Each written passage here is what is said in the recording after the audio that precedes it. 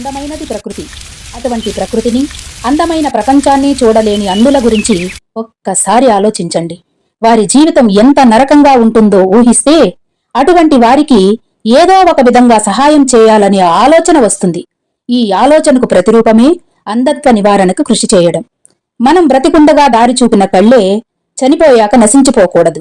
మన జీవిత కాలంలో ఇతరులకు సహాయపడకపోయినా చనిపోయిన తర్వాతైనా మన కళ్లను దానం చేయగలిగితే అవి ఇద్దరికి చూపునిస్తాయి.